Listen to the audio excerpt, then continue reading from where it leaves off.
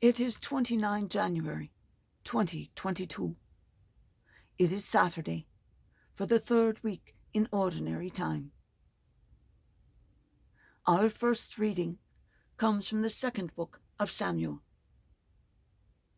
The Lord sent the prophet Nathan to David, and when Nathan came to David, Nathan said, "Judge this case for me. In a certain town there were two men, one rich, the other poor.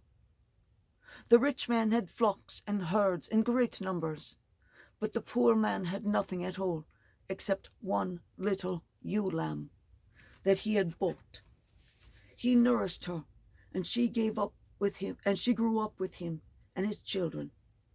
She shared the little food he had and drank from his cup and slept in his bosom. She was like a daughter to him.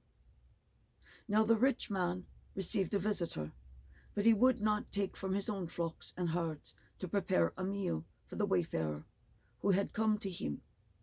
Instead, he took the poor man's ewe lamb and made a meal of it for his visitor.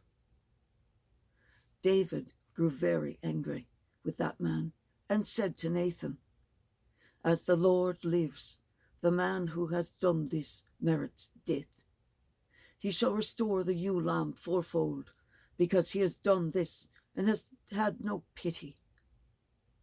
Then Nathan said to David, "You are the man.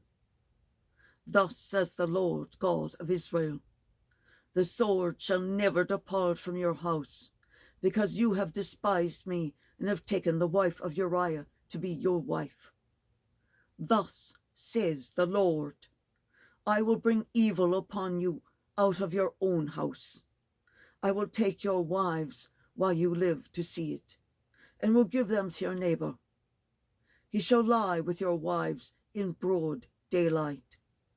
You have done this deed in secret, but I will bring it about in the presence of all Israel, and with the sun looking down." Then David said to Nathan, "I have sinned against the Lord." Nathan answered David, "The Lord on his part has forgiven your sin. You shall not die.